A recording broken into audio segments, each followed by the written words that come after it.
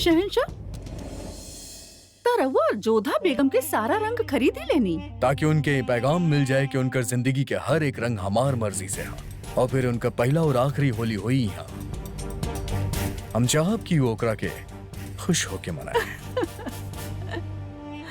रउआ हंस रहल बानी? वो ये खातिर कि हम पहला ऐसा औरत देखनी है जे अपन जिंदगी के बेरंग होकर देख के भी बहुत खुश बिया। सच कहीं शहंशाह, हमार मन कर रहल बाकी हम जोधा बेगम के ऊपर मुकम्मल एगो किताब लिख दें। रवा ओकर चेहरा के रंग उतारे खातिर ओकर सारा रंग खरीद लेला। अच्छा लागल हमके। हम रउआ खातिर कुछ लाइल बानी।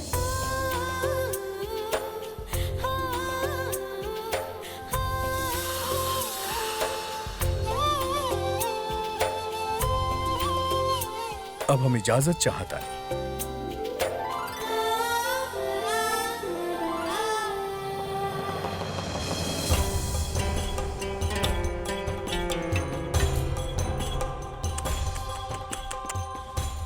बुरा लागल बेगम रुकैया, काहे कि शहंशाह बेगम जोधा के सारा रंग खरीद लेने और राउर सामान अभी भी बाकी बा।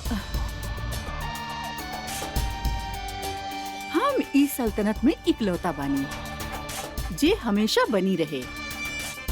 और रहल बात रंग के, त जेकर जिंदगी शहंशाह बेरंग कर देले होखे, ओकर अगर थोड़ा बहुत रंग बिक गईल त हमके ऐसे कोनो एतराज ना हा।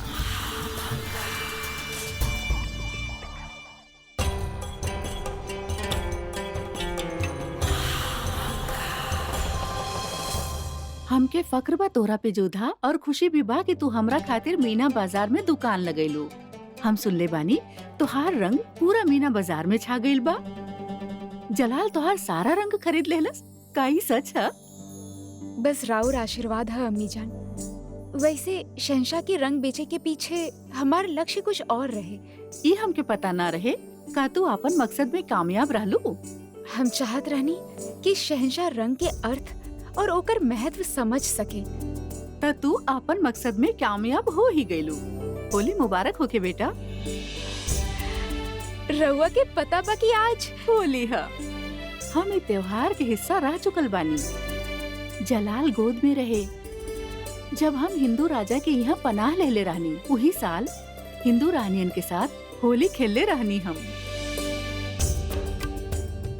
हम तो जानत ही न रहनी अम्मी जान कि रउआ के हमनी के पर्व के बारे में इतना कुछ पता बा। तोहार मजहब, ओकर कायदा और तहजीब के बारे में बहुत कुछ जाने ली हम। फिर तो रउआ इहो भी समझत होखिए ई पर्व हमरा खातिर कितना बड़ बा। होली के पर्व न केवल प्रसन्नता लेके आवेला, बल्कि बीत गई समय की स्मृति भी साथ में लेके आ जाला।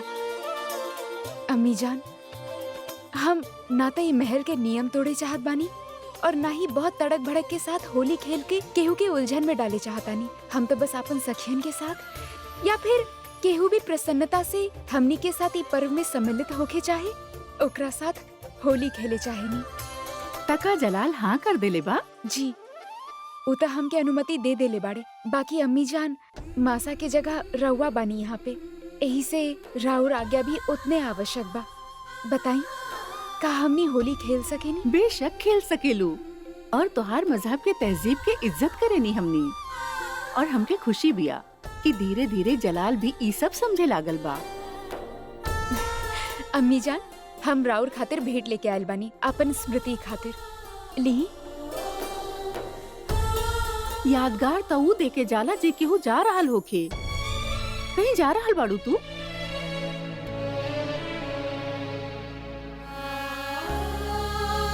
अपन बच्चन के आशीष देवे खातिर माता पिता के कोनो भी बहाना के आवश्यकता ना होखेला, और ना ही बड़न के भेंट देवे खातिर छोट के कोनो भी अवसर के प्रतीक्षा।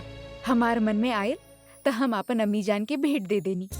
तोहार देहल हर चीज हमरा खातिर अनमोल है जोधा। ई तोहफा हम बहुते संभाल के रखब।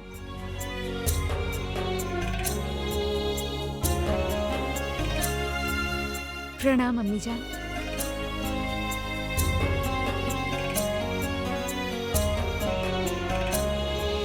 का लागल तू लोगन के? कि तोहर मजहब के बेगम महल में का आ गई, तोहर तकदीर और हरम के कायदा सब बदल जाई। तो एक बात कान खोल के सुन ली तू लोग यहाँ आगरा में बाड़ू मुगल सल्तनत खातिर काम करेलू। तू लोगन के मजहब के त्योहार और तहजीब में हमके कोनो दिलचस्पी ना बा। छुट्टी ना मिली। तू सब लोग वैसे ही काम करब जैसे यहाँ पे करत आइल बाड़ू। और रोज एगो बात तू लोग के याद दिला दी, जबकि यहाँ मुगल सल्तनत में काम करे खातिर रखल गइल बा, त्योहार मनावे खातिर ना। हमार हुक्म जे तोड़े की कोशिश करी ओके का सजा मिले ले ई त तू जाने लू ही सब। अब दफा हो जाई यहाँ से।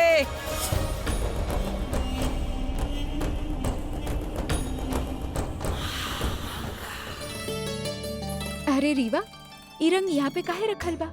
इनके बाहर रखवावा ना। ई शहंशाह भेजवैले बाड़े।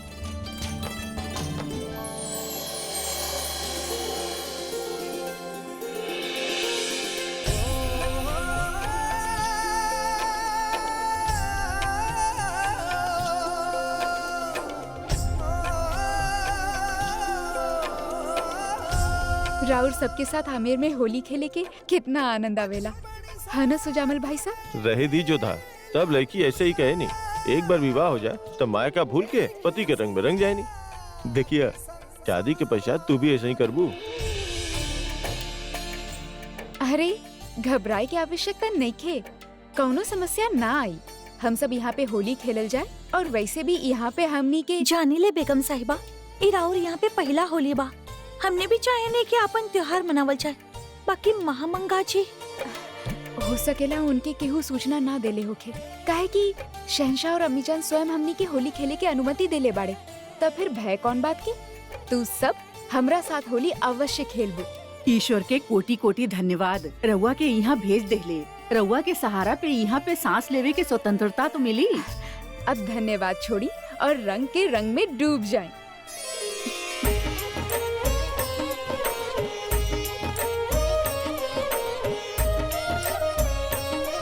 रीवा,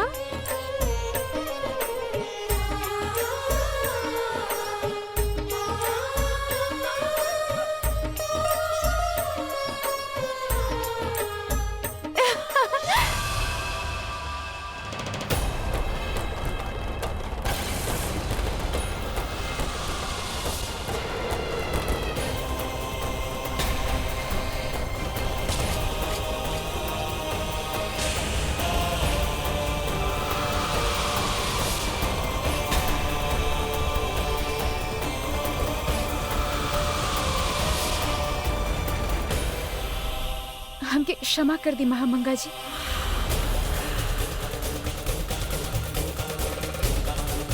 हम जानबूझ के रउआ के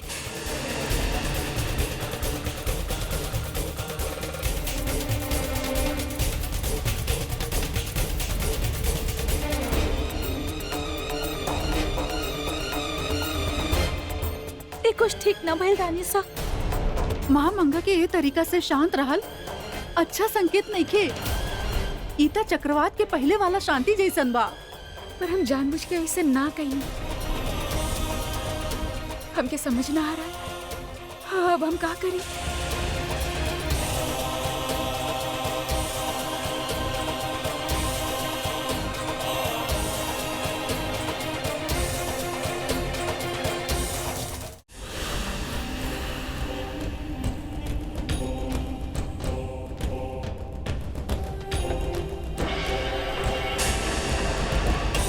ये रंग ना धुली, ये ऐसे ही रही।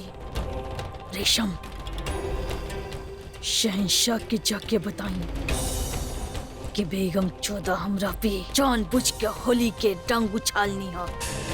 जाओ। बादशाह सिर्फ सियासी ही ना बल्कि मजहबी और रियाया से जुड़ल तमाम मालूमात के जिम्मेदार होखेला। दुनिया भर में यही खातिर बादशाह के खुदा के नुमाइंदा कहल जाला, काहे कि ओकरा कंधा पर इंसाफ के वजन होखेला।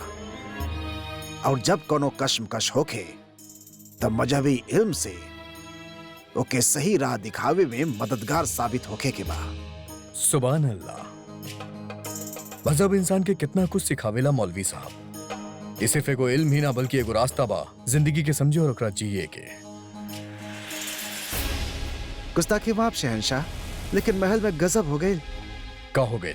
जी दरअसल उ वजीर आलिया महामंगा उनके का भइल बड़म्मी के?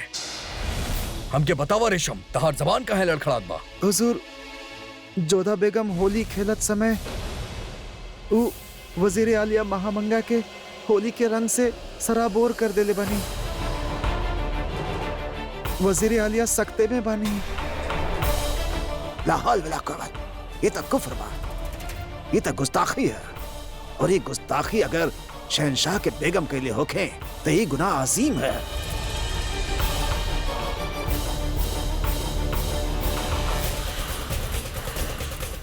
बड़म्मी,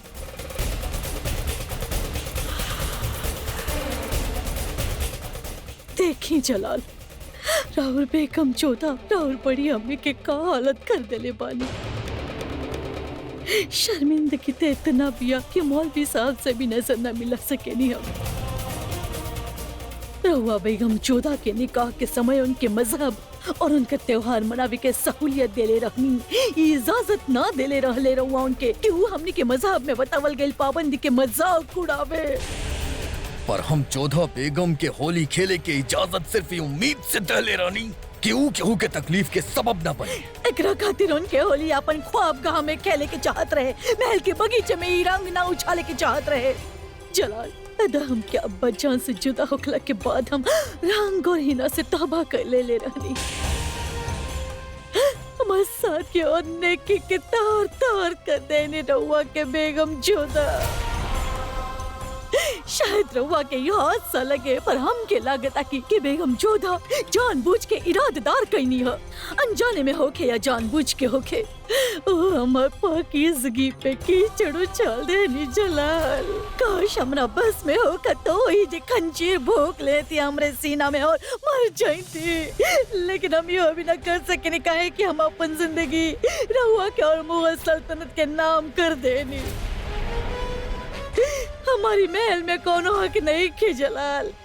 राहुल बेगम की जियत जी मार देली, जियत जी मार देली। महामंगा वजह फरमा रहल बानी शहनशाह, होली के रंग से खेलल और इनके सफेद लिबास पे रंग के उड़ाइल बहुत बड़ा गुनाह बा।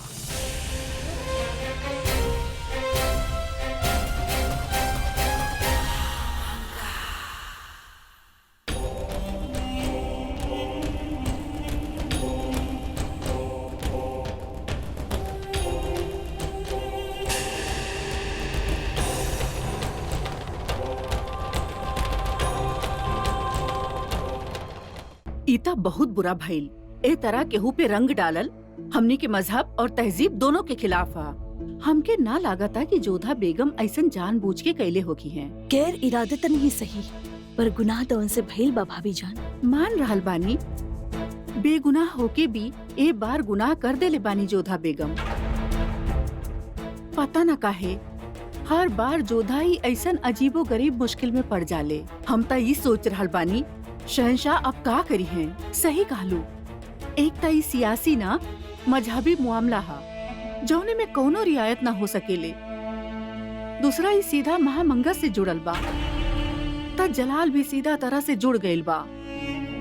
या खुदा, एक बार फिर जलाल और जोधा के बीच बहस होखी, रिश्ता में खिंचाव आई। या हमार परवरदिगार जोधा की हिम्मत बख्शी हमार मौला। अज्जे कुछ भी भाई ठीक ना भाई, अनजाने में ही सही हमसे बहुत बड़ा पाप हो गए। महामंगा के दिल के कितना ठेस पहुंचा लोगी। बोल हमने के भी रानी सा, हमने के एक तरह से बाहर बगीचा में होली खेले के हट ना करे के चाहत रहे। हाँ, बगीचा के आसपास तो सब आवत रहे लेना। ई राउर पहला होली रहे जोधा, हम सबके कारण होकर आनंद निराशा में बदल गईल। एमे तू सब करके कोनो दोष ना हा। तू सब तो प्रयास करत रहलू कि हम आमिर जैसन अनुभव करी। हमके ही सावधानी बरते के चाहत रहे।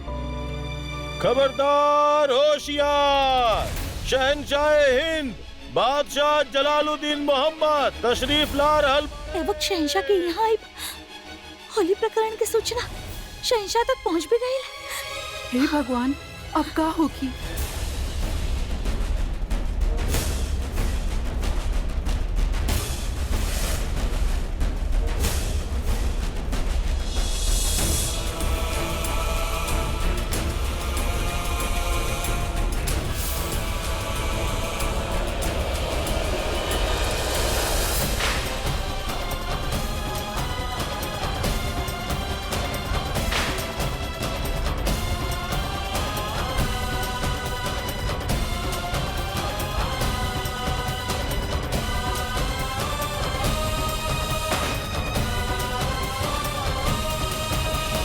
रंग से खेले के बहुत शौक बना रहुआ के तखेली हम बेपनाह रंग बिखेर देनी रहुआ खातिर।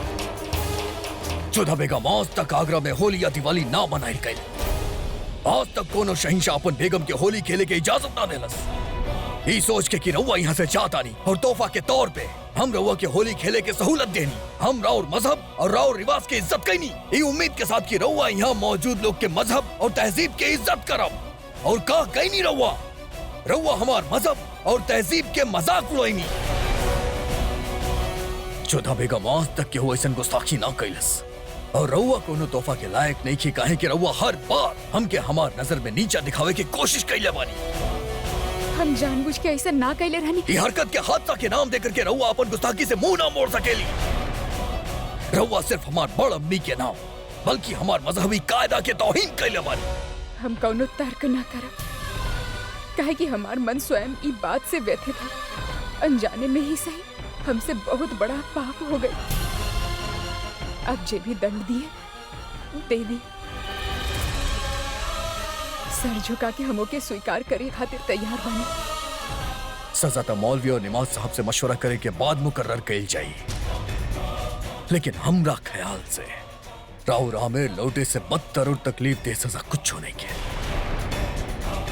हम शाहीनशी के हाथ पैगाम भिजवा देले बानी और जल्द से जल्द केहू आवत हुई रहुआ लेवे, लेकिन अगर शाम तक फिर भी केहू ना आवेला कल सवेरे ही सिपाही लोग के साथ हम रहुआ के आमेर भिजवा दे।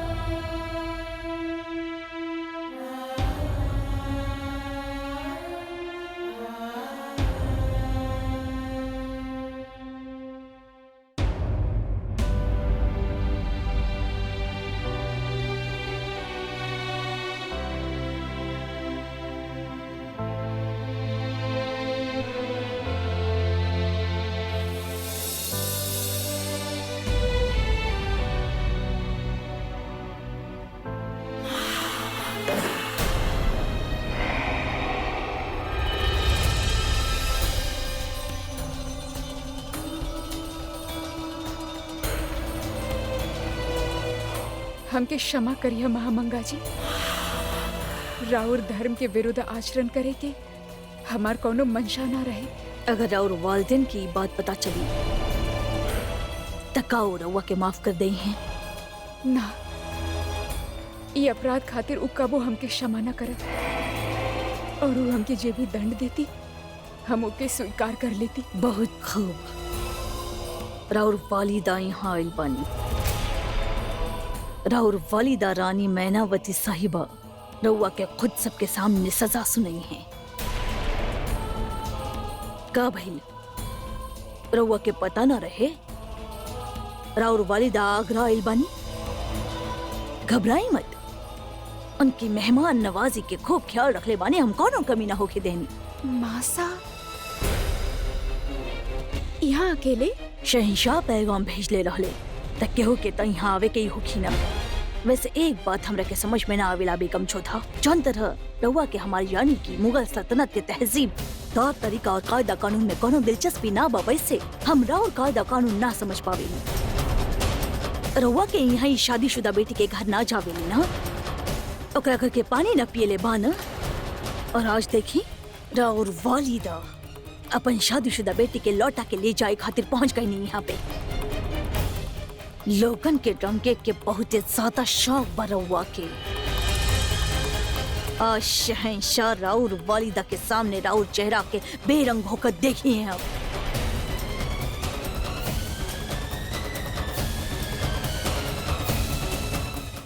हिमाकत के हाथ हो गए। बेगम भैल तिका हमारा अम्मी जान के लिबास खराब करे के इजाजत मिल गए ओकरा के। हम जलाल के मजबूर कर दे क्योंकि कड़ी से कड़ी सजा देवे ताकि आवाम खातिर एगो मिसाल बन जाए कि कोनो भी इंसान मुगलन के मजहब से मजाक ना उड़ा सके। वैसे गलती तो जलाल के ही बा, बहुत छूट दे रख ले ओकरा के, लगाम खींच के रखे के चाहत बहु बच्चात के। लेकिन हमार सरताज जोधा बेगम कोनो घोड़ा थोड़ी ना बानी। जलाल होकर लगाम खींचे चाहे ना खींचे, हम राउर जबान जरूर काट कर निकाल। अदहम का कर रहल बानी रउआ? दिमाग के जरा ठंडा रखी। बेगम जोधा के सजा मिल गई बा। जलाल ओकरा के आमिर भेज रहल बाड़े हमेशा खातिर। का हाँ, वैसे भी बेगम जोधा के आमिर तजाई के ही रहल, जलाल ही उनके भेजे वाला रहले। अब भी जलाल ही भेजी हैं, लेकिन ई बार नफरत से। और अगर बेगम जोधा यहाँ से शर्मिंदगी से रुखसत हो गई तब महल में वापस आवे की रास्ता उनके खातिर बंद हो जाई और हम फिर एक बार सुकून से रह पाई और हरम में हमारे ही हुक्म चले।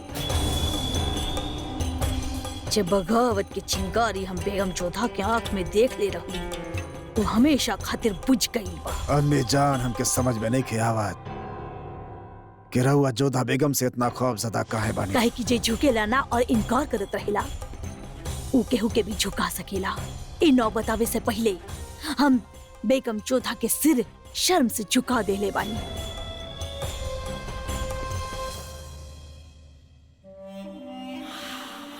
बहुत खूब। रहुआ इतना मुस्कुरा कह रहल बानी। रउआ ना समझी है अदहम, बस हम जितना कह रहल बानी उतना करी। जब भी बेगम जोधा के सामने होके तमीज से पेश आई रउआ। नामुमकिन। तमीज से पेश आवे के होखी अदहम।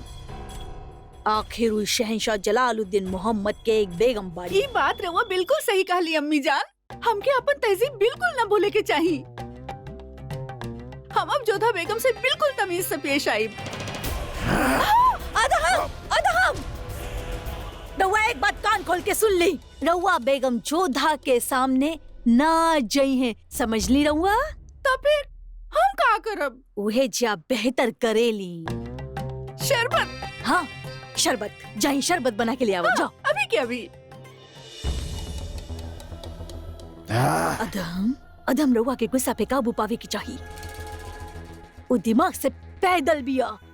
अदम, अल्लाह हम का गुनाह कैले बानी। रानी साहिबा, मैनावती जी के ई वक्त यहाँ आइल हमरा समझ से तो बाहर बा। आज जे होली में भइल ओकरा से एकर कोनो रिश्ता ना लागत हमके। और ये खबर इतना जल्दी वहाँ तक पहुँच भी ना सकत। बेशक भाभी जान, लेकिन मैनावती बिना बोले ले यहाँ आ भी तो ना सकेनी ना। लेकिन काहे? जबकि जलाल जान रहल बा कि यह वक्त राजा भारमल बगावत के कुचले में लागल बाड़े। फिर काहे जलाल ए वक्त उनके यहाँ बुलावा भेजले बा? मल्लिका आजम, मामला कुछ उलझल से लग रहल बा हमके। रउआ ज्यादा सोची मत भाभी जान। जे होखी वो दीवाने खास में सामने तो आ ही जाई ना। आज दीवाने खास एगो खास मकसद से बुलायल गइल बा। पिछले कुछ दिन में रोशनी डाले के बाद और हमार जोधा बेगम से मसलत के बाद हम ये फैसला ले ले बानी कि जोधा बेगम के वापस उनके आमेर भेजल जाई। शहंशाह, जोधा रउआ के बेगम बानी। रउआ ए तरफ उनके कैसे वापस भेज सकेले? शहंशाह, आमिर की राजकुमारन पे झूठा आरोप लगा के उनके नजर बंद करल गई। आमिर में केहू प्रतिरोध न कैलस, केहू कुछ न कहलस। मगर आज यदि राउर अनुमति होखे तो हम कुछ कहे चाहता नहीं। हमरा यहाँ स्त्रियन के अनुमति ना बाकी ए तरह बेटियन के ससुराल जाए। मगर हम अपन सारा परंपरा के तोड़ के यहाँ पे भरी सभा में उपस्थित बानी। काहे कि हमरा यहाँ माँ जब बेटियन की विदा करेली तो उनके पल्लू में एक सीख बांध के भेजे नहीं कि अब से ससुराल ही उनकर घर बा। उनकर पल्लू पकड़ के उनके वापस मायके ना ले जावे नहीं। यदि जोधा से कोनो भूल या कोई अपराध भइल होखे अगर गुनाह के फहरिज ना खोलल जाए तब बेहतर होई रानी साहिबा। आमेर के शहजादा के नजर कैद कईल एगो शहंशाह के फर्ज रहे और जोधा बेगम के वापस आमेर भेजल जाए एगो शौहर के फर्ज हा और वो खुद वापस वहाँ जाए चाहता है। ये हम का सुन रहे बानी जोधा? तोहरा मन में ऐसा इच्छा आयल भी तो कैसे? बुला कहलू कितना बड़ मूल्य चुकैले बा मेरी संबंध खातिर। राजवंशियन के क्रोध, अपन ही जाति के लोगन की उपेक्षा, उनकर अपमान सहले बाड़े तोहर बापू सा। तोहार छोट बहन सुकन्या के संबंध तक के समझौता कैले बानी इस संबंध खातिर। हम तोहर माँ बानी, मगर ये मत भूलिए जोधा कि हमार 2 बेटी और भी बानी। और ये संबंध विच्छेद के कारण यदि हमार वो दोनों बेटियन के संबंध में कोनो आँच आवे तो ये हमके स्वीकार ना बा। तोहर बापू सा के सर पूरा भारतवर्ष के सामने फिर से झुके, ये हमके स्वीकार ना बा। तोहर अपन बलिदान व्यर्थ जाए, ये हमके स्वीकार ना बा। आमेर पे फिर से कोनो आँच आवे, ये हमके स्वीकार ना बा। जोधा पति पत्नी के बीच अनबन हो खेले, पर एकर ये अर्थ ना बा कि तू अपन मायके लौट आईबू। तो क्या अपन पति के समझे की आवश्यकता बा, उनके बदले की आवश्यकता बा।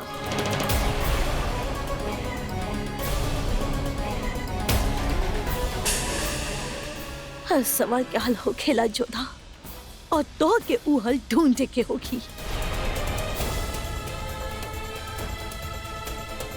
भले ही तो के ऐसा लगे कि तोहर मासा के हृदय पत्थर के बन गई बा, भले आज के बाद तू हमार मुख कबो ना देखे के चाहबू, अगर तू ए तरह आमेर ना लौट सकेगी।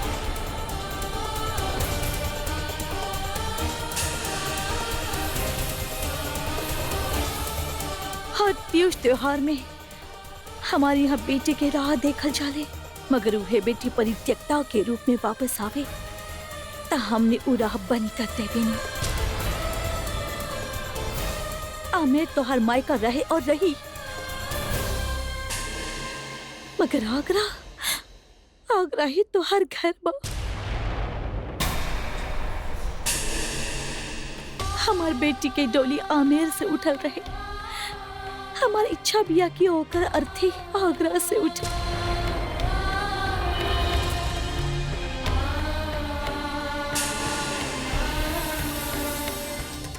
शहंशाह, रहुआ एगो स्त्री की विनती समझिया या एगो माँ की भिक्षा? जोधा के आमेर वापस मत लौट आई।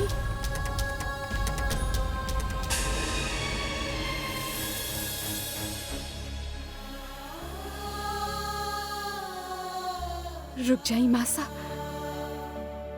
आप ना चाहतानी ना कि हम आमेर लौटी? हम ना लौट, हम ना चाहेनी कि हमार कारण हमार मासा केहू के सामने गिड़गिड़ाए। और मासा ई मत समझिया कि ई निर्णय लेला के बाद हमार प्रेम रउआ के प्रति कम हो जाए, बल्कि आज के पश्चात राउर पद और राउर गरिमा हमार नजर में कई गुना ऊंचा हो गई बा।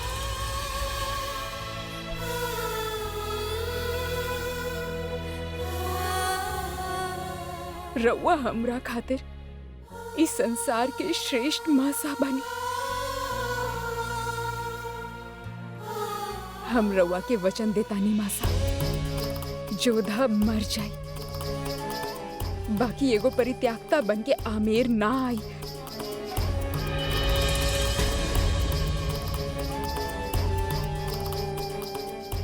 एगो त्यागल स्त्री के मासा के कलंक हम राउर सर पे ना आवे देव मासा।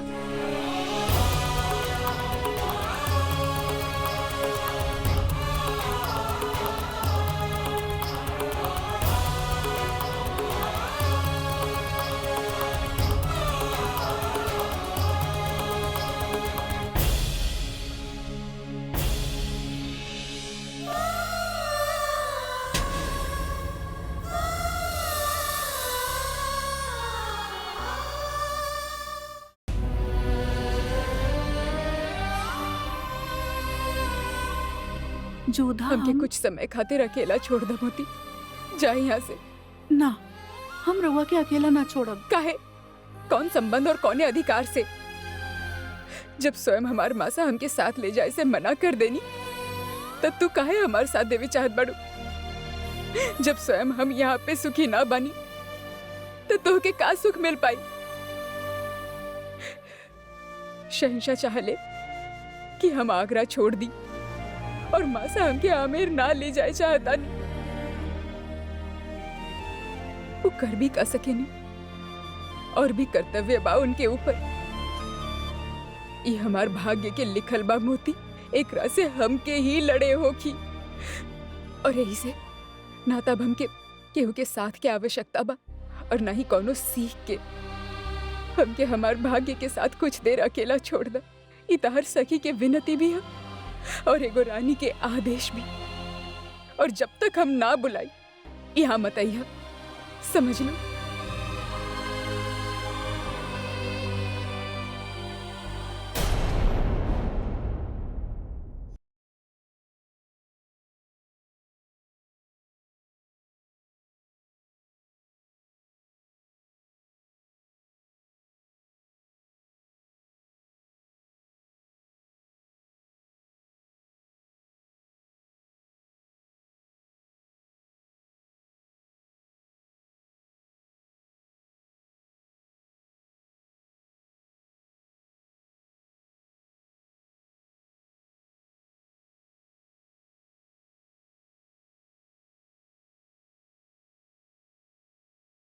तलाके कुला के तहत एगो बीबी कानूनन अपन शौहर से रिश्ता तोड़ सकेली बशर्ते होकर शौहर के रजामंदी होके, और हम आपके रजामंदी देता नहीं।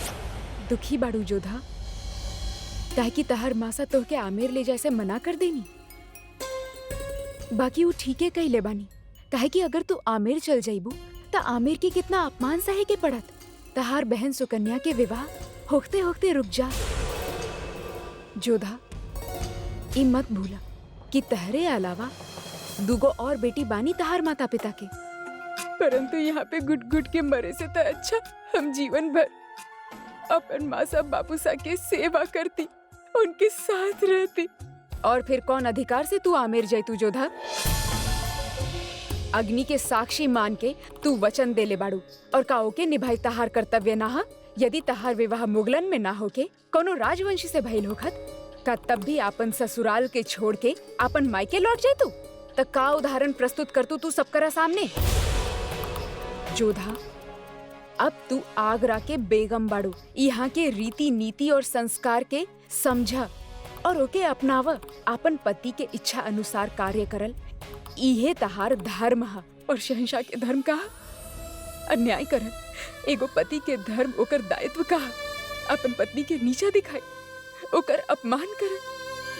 अग्नि के फेरा लेके उहो भी हमके वचन देले रहे कि ऊ हमके प्रसन्न रखिए, हमार विश्वास करिए, हमार सम्मान करिए।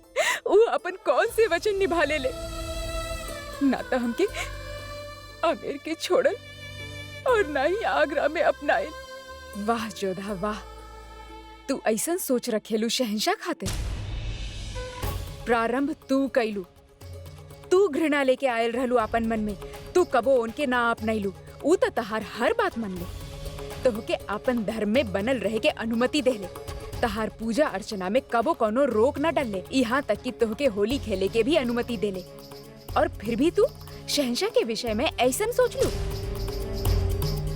फिर तो सच में तोहके यहाँ रहे के कोनो अधिकार नहीं है। काहे कि ना तो तू यहाँ के संस्कृति के समझ पाइल बाड़ू और ना ही ओके अपना पाइल बाड़ू।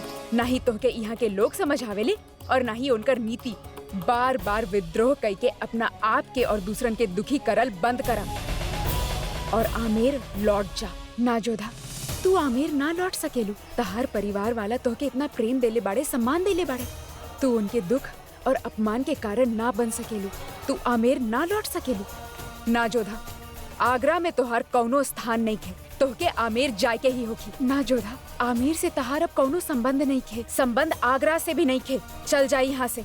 ना, तू आमेर ना लौट सकेलू। ना जोधा, तू आमेर ना लौट सकेलू। ना जोधा, तहार आगरा में कोनो संबंध नहीं। ना जोधा, तहार आगरा में कोनो संबंध नहीं खे। तू आमेर ना लौट सकेलू। चल जाई यहाँ, तहारा आमेर जाए के ही होगी। बस चुप हो जाई रवा लोग।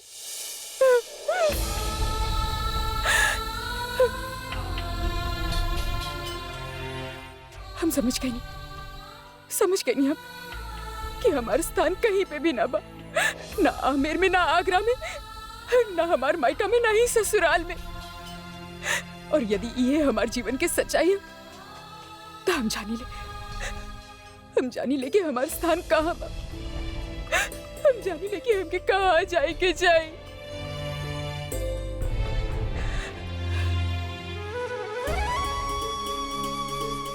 रउआ जाने ले न कान्हा।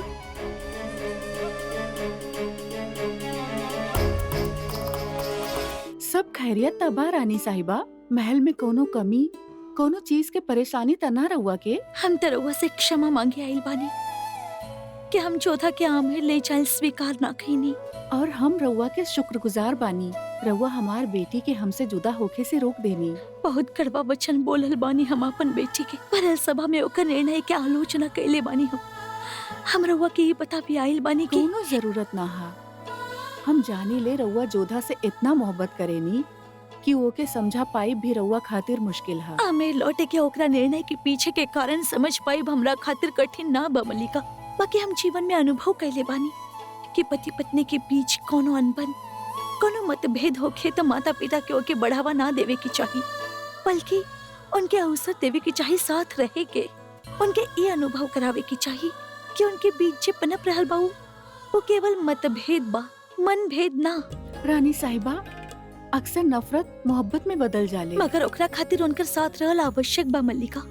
यदि जोधा ए समय हमरा साथे आमेर लौट जाई तो उनके बीच दूरी और भी बढ़ जाई। पर रउआ ऐसन होके ना देनी। यकीन मानी, अगर रउआ ई फैसला के मुखालफत ना भी करती तो हम जोधा के यहाँ से जाए ना देती। धन्यवाद, हमके संतुष्टि मिल गई कि रउआ के रूप में आगरा में भी जोधा के एगो माँ बानी।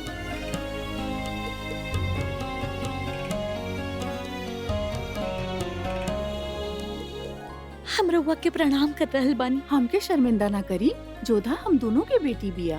अच्छा, तब आज्ञा दी, हमके तुरंत ही आमेर लौटे के होगी। जोधा के फिक्र मत करिहा, हम बानी यहाँ। नमस्ते।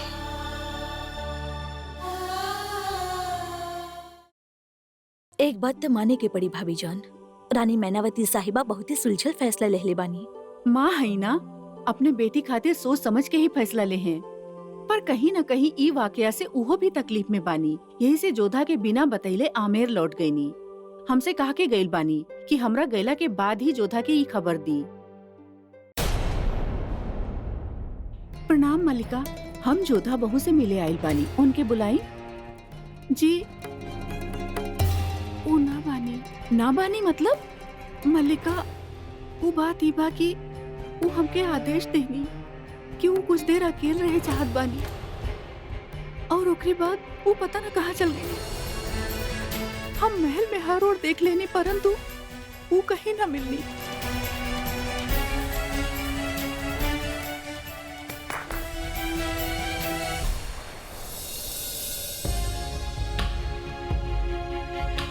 रउआ सब चौकन्ना होके जोधा बेगम की तलाश करी।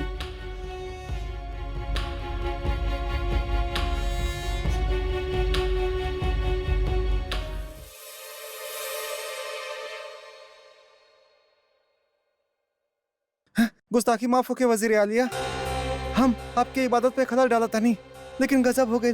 जोधा बेगम महल छोड़ के कहीं चल गई बाड़ी। मतलब? जोधा बेगम गायब बाड़ी? अम्मी जान के शाही महल से कैसे गायब हो सकेला? बहरहाल अता साहब फौरन सैनिक के हुक्म दिहल जाए कि वो जोधा बेगम के तलाश शुरू कर दे। हमके फर्क ना पड़ेला कि कितना टुकड़ी लागेला, लेकिन हमके हर हाल में जोधा बेगम के खबर चाहिए। सल्तनत के बेगम बिना केहू के इत्तला के लिए महल से चल जाए, इना तहजीब बना कायदा। तू हंसता रू रुकैया। ता और का करी? रउआ बातें ऐसन कहला है जलाल। जरा जोधा के हालत पे गौर करी। वो शहंशाह के ता ठुकरा चुकल बिया और ओकर वालदेन ओके ठुकरा देले बाड़े। जे औरत के पास ना ही शौहर ना मोहब्बत होके और ना ही वालदेन के सहारा, ओकरा ला कायदा और तहजीब का मायने रखेले। पर हमरा खातिर मायने रखेला रुकैया। मुगल सल्तनत के इज्जत और ओकर रुतबा हमार जिम्मेदारी बा और ओकरा बरकरार रखे खातिर जोधा बेगम के मिलल बहुत जरूरी बा। एगो मर्द खातिर बहुते मुश्किल होखेला एगो औरत के दिल के बात जानना। बाकी हाँ, एगो औरत होखला के नाते हम रउआ के इशारा दे सकेनी। जे औरत के पास ना कोनो रास्ता होखे, ना कोनो मंजिल, ना कश्ती होखे, ना साहिल, ना जिए के कोनो सहारा होखे, ना जिए के कोनो वजह, वो औरत अक्सर अपन जिंदगी खत्म कर लेवेले, चाहे वो कोनो सल्तनत के बेगम ही काहे न होखे। और उनके यहाँ ता रस्म भी बा, अपना आप के जला के खत्म कर दे। हमके तो सोच के बहुते तकलीफ हो रहल बा। और रुकैया जोधा अब आमेर के शहजादी ना मुगल सल्तनत के बेगम हिया और हम मुगल सल्तनत के इज्जत केहू के दाव पे लगावे ना दे सकेली। ओकरा हमरा साथे ना जिए के बात ठीक बा, लेकिन मुगल सल्तनत के इज्जत खातिर हम ओकरा मरे ना दे। हम ओकरा ढूंढ के रहब रुकैया।